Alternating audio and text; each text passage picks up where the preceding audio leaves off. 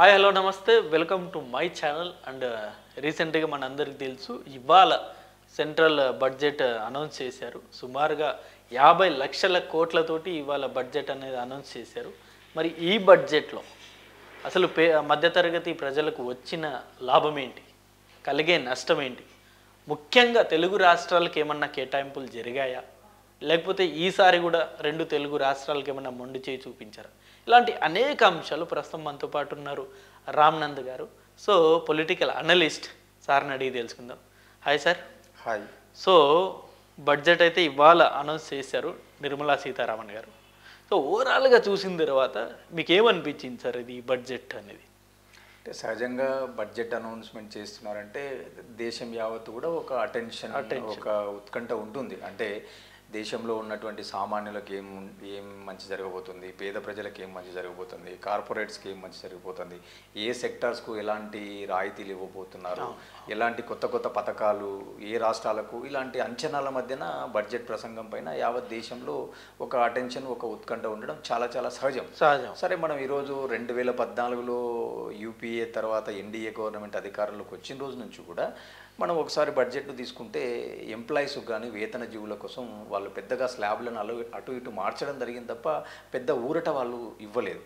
కానీ ఈరోజు ఒకసారి ఈ బడ్జెట్లో మనం ఆలోచిస్తే కొంత స్లాబ్స్ను మార్చడము, దాదాపుగా 12 లక్షల వరకు నో ట్యాక్స్ అన్నట్టుగా ప్రకటించడము. అంటే ఈరోజు ఈ బడ్జెట్ చూసిన తర్వాత, ఈ ప్రసంగం చూసిన తర్వాత ఏమనిపించిందంటే ఖచ్చితంగా రాజకీయాల్లో మనం ఎంత కాదనుకున్నా కూడా number game is more important. అంటే మోడీ గవర్నమెంట్ మేము మూడోసారి 400 సీట్లతో రాబోతున్నామని వాళ్ళు ఎంతైతే ప్రకటించడం జరిగిందో, కానీ వాళ్ళు కేవలం మ్యాజిక్ నెంబర్ కంటే తక్కువకే వాళ్ళు పరిమితం అవ్వడం. సో ఈరోజు ఎన్డీఏ అనేది ఖచ్చితంగా డిపెండెంట్ గవర్నమెంట్గా మనం డిఫైన్ చేస్తున్నారు. సో మనం చూసినాం గవర్నమెంట్ ఏర్పడిన తర్వాత పార్లమెంట్లో బెంగాల్కి సంబంధించిన కీలక నేతలు మాట్లాడుతూ కూడా ఎన్డీఏ అంటే అబ్రివేషన్ మారిపోయింది, నితీష్ నాయుడు డిపెండెంట్ అలయన్స్గా తయారైంది అని చెప్పి వాళ్ళు ఆ రోజు మాట్లాడడం, క్రిటిసైజ్ చేయడం చూస్తున్నాం. కానీ ఈరోజు బడ్జెట్ల పరంపర కూడా చూస్తూ ఉంటే ఎక్కువ కేటాయింపులు అటు బీహార్ రాష్ట్రానికి కేటాయించడం, అంటే బీహార్లో ఎన్నికలు ఉన్నాయి కాబట్టి వాళ్ళకు కేటాయింపులు జరిగాయని ప్రతిపక్షాలు ఆరోపణలు చేస్తున్నాయి. కానీ నేనేమంటానంటే ఖచ్చితంగా ఇక్కడ number game is more critical కాబట్టి సో దానికి అనుగుణంగానే కూడా వాళ్ళు కేటాయింపులు బీహార్ అంశంలో కొంత ఎక్కువ స్థాయిలోనే కేటాయింపులు కనపడ్డాయి. ఇంకా వేరే ఆంధ్రప్రదేశ్కి వచ్చేసరికి ఏంటంటే మనం ఒక వారం కిందటనే చూసినాం, ముఖ్యమంత్రి చంద్రబాబు నాయుడు గారు కూడా ఫిజికల్ హెల్త్ ఇండెక్స్ పైన నీతి ఆయోగ్ వాళ్ళు ఇచ్చిన దానిపైన మాట్లాడుతూ ఆయన ఏం చెప్పాడు, ఖచ్చితంగా మేము కేంద్ర ప్రభుత్వంలో భాగస్వామిగా ఉన్నాం, ఖచ్చితంగా మాకు ఏవైతే ప్రామిసెస్ ఉంటాయో దానికి కేటాయింపులు ఉంటాయి అన్నట్టుగా ఆయన మాట్లాడాడు. ఆ కేటాయింపులను కూడా నేను దానికే వాడతాను తప్ప సంక్షేమానికి డైవర్ట్ చేయను అన్నట్టుగా చెప్పడం జరిగింది. సో ఆ రకంగానే ఈరోజు చూస్తే వాళ్ళకు కొంత పోలవరానికి సంబంధించి కొంత బడ్జెట్ అలొకేషన్, అలాగే విశాఖ ఉక్కు కొంత బడ్జెట్ అలొకేషన్ కనపడింది. వేరే అమరావతికి ఏంటంటే వాళ్ళు బడ్జెట్ అలొకేషన్లో అమరావతికి స్పెషల్గా ఏం అలొకేషన్ లేదు. కానీ అమరావతికి వాళ్ళు ఏంటంటే వరల్డ్ బ్యాంక్ నుంచి కానీ వివిధ రూపాల్లో వాళ్ళు బారోయింగ్స్కు మేము సపోర్ట్ చేస్తాం అన్నట్టుగా ప్రామిస్ ఇచ్చారు. లాస్ట్ బడ్జెట్లో కూడా 15,000 హామీ ఇచ్చారు. సో దానికి అనుగుణంగా మనం చూడాలి గోయింగ్ ఫార్వర్డ్ వాళ్ళు ఎట్లా దాన్ని అకామిడేట్ చేస్తారనేది. కాకపోతే ఏంటంటే ఖచ్చితంగా కూటమిలో ఉన్నటువంటి పార్టీలకు, వాళ్ళ నాయకులకు, ఆ రాష్ట్ర ప్రభుత్వాలకు కొంత అనుకూలమైన బడ్జెట్గా చూడాలి. అలాగే ఎంతో కొంత వేతన జీవులు ఎన్నో రోజుల నుంచి ఎదురు చూస్తున్నటువంటి వేతన జీవులకు కొంత ఈ బడ్జెట్లో ఊరట కనపడింది. అంటే గతంలో ఉన్నటువంటి స్లాబ్స్ను కొంత 3-4 స్లాబ్స్ను ఈరోజు వాళ్ళు కొంత 6 స్లాబ్స్ చేయడం.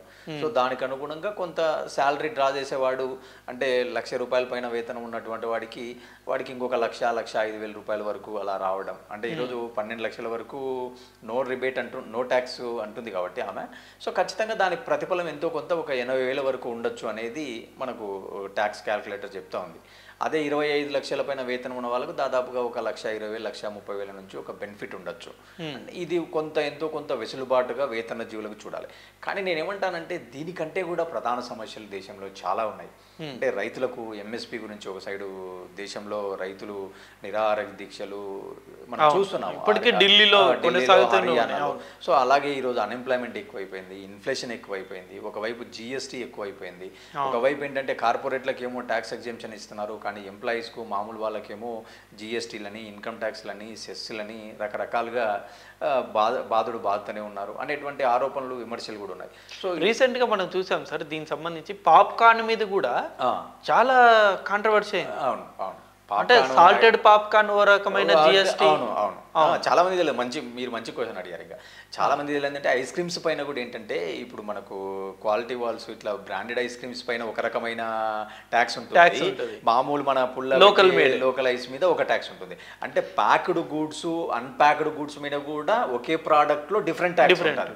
సో ఇవన్నీ చాలా మందికి తెలియదు. సో దాన్ని బట్టి ఏమనుకుంటామంటే మనం ఐస్ క్రీమ్ పైన కూడా ఇంత ట్యాక్స్ ఉంటుంది. 18% ఉంటుంది ఐస్ క్రీమ్ పైన జిఎస్టీ. సో అంటే దీని వల్ల ఏమైపోతుంది, సామాన్యుడికి ధరలు పెరిగిపోతాయి. ఈరోజు మళ్ళీ ధరలు పెరగడానికి అనేక కారణాలు. అంటే ఈరోజు డాలర్ విలువ రోజు రోజుకు పెరుగుతుంది, రూపాయి విలువ పతనం అయిపోతుంది. సో దానికి కారణాలు ఏంటంటే దేశంలో ఉన్నటువంటి ఎగుమతులు దిగుమతుల యొక్క ఇంబ్యాలెన్సు, కరెంట్ అకౌంట్ లోటు, వాణిజ్య అకౌంట్ లోటు, అలాగే ఈరోజు రకరకాల పొలిటికల్ అన్సర్టినిటీ ఉంది. ఈరోజు ట్రంప్ గారు ఏమంటున్నారు, నేను 100% తారీఫ్ చేస్తాను బ్రిక్ దేశాలపైన అంటున్నాడు. అంటే ఖచ్చితంగా మనకు అక్కడ నుంచి వచ్చేటువంటి రెవెన్యూస్ కూడా ఫారిన్ రిజర్వ్స్ కూడా తగ్గిపోతాయి. సో ఇలాంటి వాటికి అన్నిటికీ కూడా ఒక సొల్యూషన్ ఈ బడ్జెట్ ఉంటుందని చాలా ఎక్స్పెక్ట్ చేశారు. కానీ ఆ దిశలో ఈ బడ్జెట్లో అంత అనుకూలతలు కనపడడం లేదు. అంటే ఇప్పుడు రైతులకు ఎంఎస్పి గురించి ఒక ప్రకటన కూడా కనపడలేదు. నేనైతే ఇంతవరకు ఏమైనా కేటాయింపులు కొన్ని రైతులకి మేజర్గా ఎక్కువగా ఫోకస్ చేసింది ఏదైతే ఈ కిసాన్ క్రెడిట్ కార్డ్ ఇచ్చారో దాన్ని 3 లక్షల నుండి 5 లక్షలు చేశారు అంతే. ఈ బడ్జెట్ వాళ్ళకు ఇచ్చే రుణాలు ఇచ్చేది కొంత లిమిట్ పెంచారు. Okay, 3 to 5 lakhs. 3 to 5 lakhs అది ఎంతో కొంత ఊరటగా చూడొచ్చు. కాకపోతే ఏంటంటే రైతులు ఎక్కువ కోరుకునేది ఏం కోరుకుంటారు, ఫర్టిలైజర్స్ ధరలు పెరగకూడదు, సబ్సిడీస్ లో ఎక్విప్మెంట్స్, నాణ్యమైన విత్తనాలు రావాలా, సబ్సిడీస్ లో వాళ్ళకి కావాల్సిన పనిముట్లు రావాలా, అలాగే వాళ్ళు పండించిన ధరకు ఎంఎస్పి రావాలా. సో దానిపైన ఒక బలమైన హామీ ఇవ్వాలి. మోర్ ఓవర్ ఏంటంటే ఒకప్పుడు మన భారతదేశం పూర్తిగా వ్యవసాయ ఆధారిత దేశం. ఆ రోజు వ్యవసాయ రంగం మన జీడిపిలో ఆ రోజు దాదాపుగా స్వాతంత్రం వచ్చిన 1 దశాబ్ద కాలం 2 దశాబ్దాల కాలం పాటు మన దేశ జీడిపిలో 50% వ్యవసాయ రంగం నుంచి ఉండేది. ఈరోజు కేవలం 20% జీడిపిలో వ్యవసాయ రంగం ఉంది. ఈరోజు సర్వీస్ సెక్టర్ దాదాపుగా 40 to 50% పోయింది. కానీ చాలామందికి తెలియదు ఏంటంటే ఈ రోజుకి కూడా దేశంలో దాదాపుగా 60% వాళ్ళకి ఎంప్లాయ్మెంట్ ఇచ్చేది అగ్రికల్చర్ రంగమే. అంటే ఊర్లలో లేబర్ కానీ వీళ్ళందరికీ పనిని కల్పించేది స్టిల్ వ్యవసాయ రంగం. సో అలాంటి రంగాన్ని ఎక్కువ ఫోకస్ చేయాలనేది నా భావన. సో ఆ విషయాలలో ఇంకా వీళ్ళు రాబోయే రోజులలో కానీ చాలా దృష్టి పెట్టాలి. ఈరోజు ఏంటంటే అందరూ టెక్నాలజీ, సాంకేతికత, ఆర్టిఫిషియల్ ఇంటెలిజెన్సు, ఐటీ రంగం అనేటువంటి ఒక దూకుడుతో పోతున్నారు తప్ప, కానీ ఇక్కడ ఆలోచించాల్సింది అంటే భారతదేశం అంటేనే వ్యవసాయ రంగ దేశము, గ్రామీణ భారతము. సో కాబట్టి మన సాంప్రదాయ రంగాలను పక్కన పెట్టకూడదు అంటాను నేను. ఈరోజు మరొక సైడ్ చైనా నుంచి మనకు చాలా కాంపిటేటివ్ ప్రతి ఒక్క గూడ్స్ ఈరోజు ఎంఎస్సిఎంఈలు కొలాప్స్ అయిపోయినాయి దేశంలో. అంటే కారణం ఆ రోజు నోట్ల రద్దు కావచ్చు, లేదా తర్వాత వచ్చిన కరోనా కావచ్చు. ఈరోజు చైనా నుంచి చాలా ఇంపోర్ట్స్ ఉన్నాయి, దానికి మనం చైనా నుంచి దిగుమతి చేసుకుంటాం. సో ఇక్కడ అవే ఎందుకు తయారు చేయలేకపోతున్నాం? ఒక జనరల్ గా ఒక మాట ఉంది సార్, మనం ఇంట్లో వాడే చెంబు దగ్గర నుండి, ప్లాస్టిక్ మగ్ దగ్గర నుండి, ఈవెన్ ఓవెన్ వరకు కూడా మొత్తం చైనావే ఉంటుంది ప్రతి ఒక్కరి ఇంట్లో.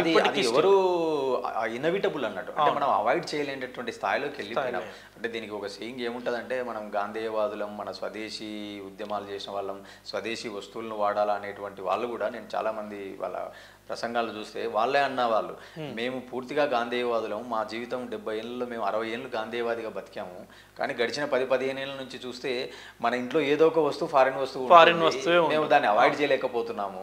అంటే అంతలా మన దేశంలో విదేశీ వస్తువులు కానీ విదేశీ వాళ్ళ యొక్క సాంకేతికత మన దేశంలో తిరుగుతుంది. అంటే బికాజ్ ఆఫ్ 1991 తర్వాత వచ్చిన గ్లోబలైజేషన్, లిబరలైజేషన్ వల్ల మన దేశం యొక్క ఏమంటారు, ఒక రకంగా చెప్పాలంటే మార్కెటింగ్ మారిపోయింది, అంటే విస్తృతి పెరిగింది.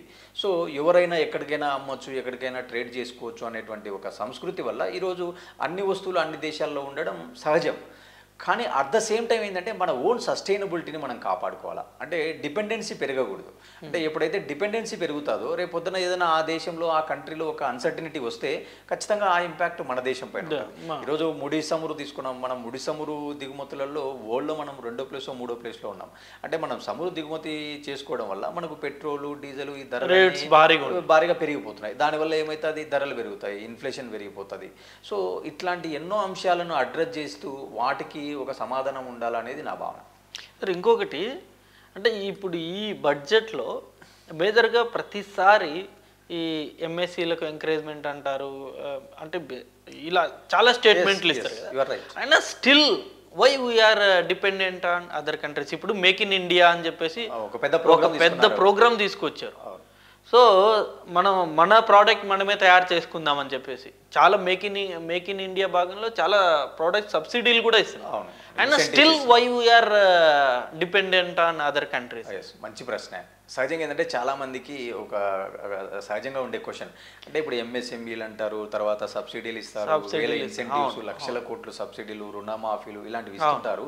కానీ అవి ఎక్కడ చేరుతున్నాయి, ఎవరికి దాని ప్రయోజనాలు ఏంటి? ఈ రోజు మీరు బడ్జెట్లో కూడా తీసుకుంటే కూడా ఫార్మాసిటీ రంగంలో దాదాపు ఒక 40 ప్రోడక్ట్స్ పైన కస్టమ్ డ్యూటీ తగ్గించామని చెప్తున్నారు. కానీ నేనేమంటానంటే ప్రభుత్వాలు దాని మీద ధరలు తగ్గించినా వాళ్ళకి సబ్సిడీలు ఇచ్చినా అది కన్జ్యూమర్కు చేరాలా, కస్టమర్కి చేరాలా. ఆ యొక్క మెకానిజంలో ఎక్కడో గ్యాప్ ఉంటుంది. అంటే ప్రభుత్వాలు ఇన్సెంటివ్స్ ఇస్తున్నాయి కానీ తర్వాత ప్రభుత్వాలు మెకానిజం చేయడంలే. అంటే మేము ఇచ్చిన సబ్సిడీ ప్రోడక్ట్ కస్టమర్కు చేరుతుందా లేదా, మీరు ఆ ధరను తగ్గించారా లేరా. ఇప్పుడు ఫర్ ఎగ్జాంపుల్ గవర్నమెంట్ ఒక ప్రోడక్ట్ పైన ఒక 15% ట్యాక్స్ తగ్గించింది అనుకున్నాం ఈరోజు.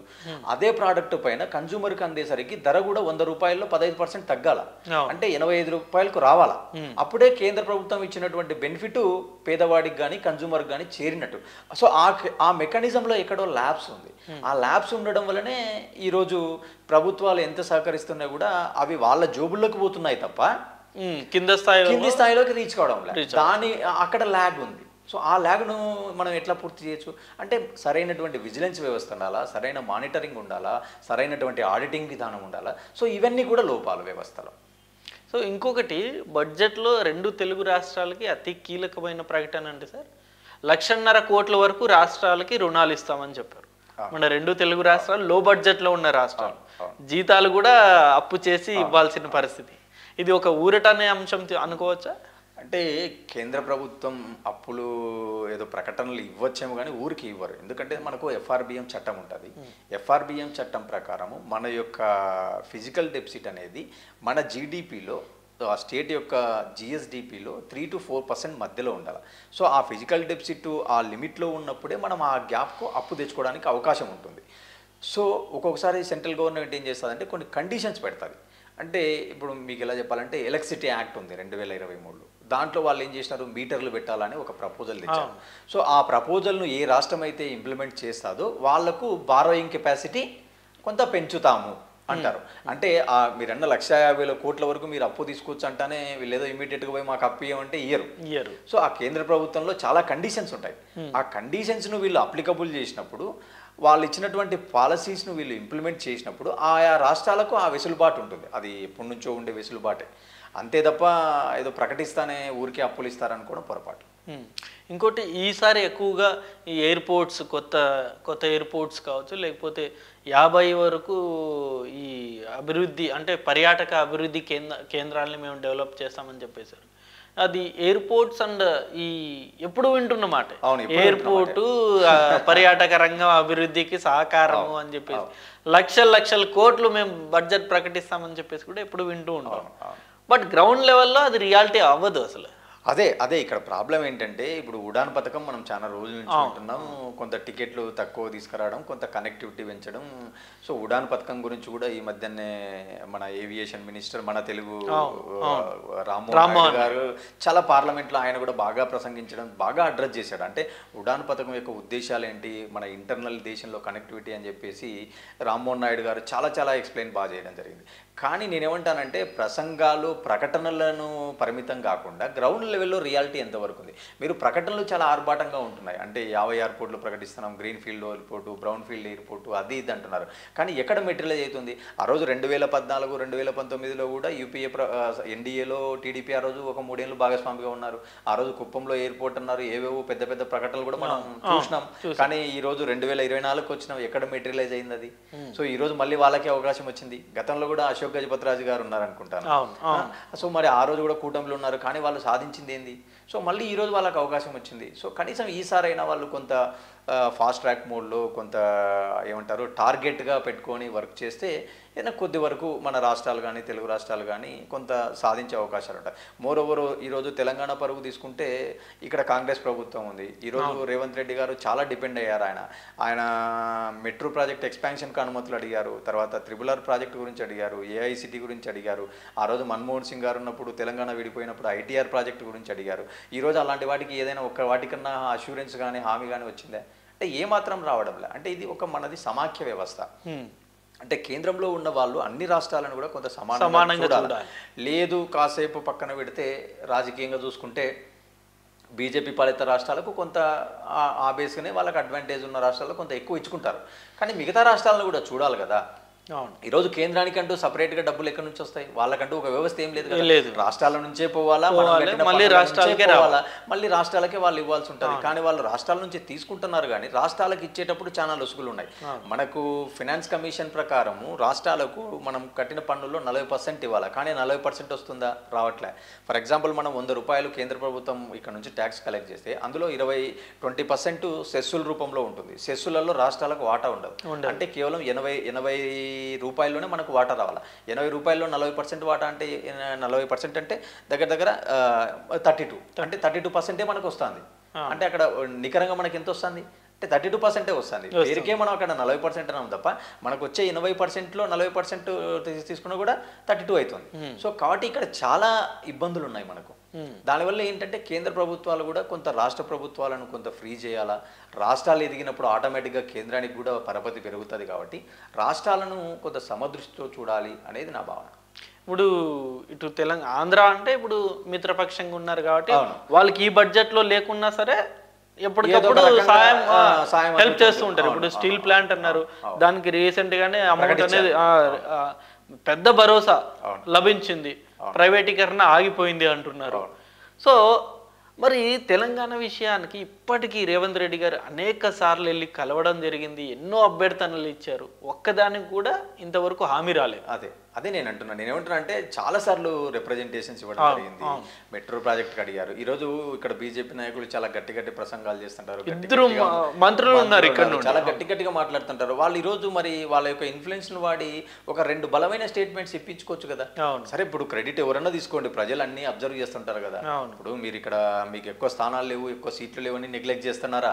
లేకుంటే ఒకసారి అధికారంలోకి వచ్చిన తర్వాత చేస్తాం తప్ప అధికారంలోకి వచ్చేంత వరకు మీకు చేయమని చెప్పి ఏమైనా సౌత్ ప్రేమ చూపిస్తున్నారా అనేటువంటి చర్చ కూడా ప్రజల్లో జరుగుతుంది కదా. ఇప్పుడు 2 మినిస్టర్స్ ఉండి కూడా ఒక బలమైన ప్రకటన ఏదో ఒకటి చేపించచ్చు కదా. ఈరోజు మెట్రో ఎక్స్పాన్షన్ ఉంది, లేదా ఫ్యూచర్ సిటీ ఉంది, ఏదో ఒక దానికి ఒక ప్రొవిజన్ కింద ఒక 2000 కోట్లు, ఒక 1000 కోట్లు ఎంతో కొంత ప్రకటింప చేసుకున్నాడు ఈ మంత్రి, ఈ ఎంపీ అని అనిపించుకోవాలా అనేది బీజేపీ వాళ్ళకు ఎక్కడ కనపడ్డంలే. ఇంకా రేవంత్ రెడ్డి గారిని ఇబ్బంది పెట్టాలా అన్నట్టుగా 6 గ్యారెంటీలు ఇంప్లిమెంట్ చేయకుండా చేయాలా, నిధులను ఇంకా బ్లాక్ చేయాలా అనే ధోరణే కనపడుతున్నట్టుగా చూడాలా పొలిటికల్ గా.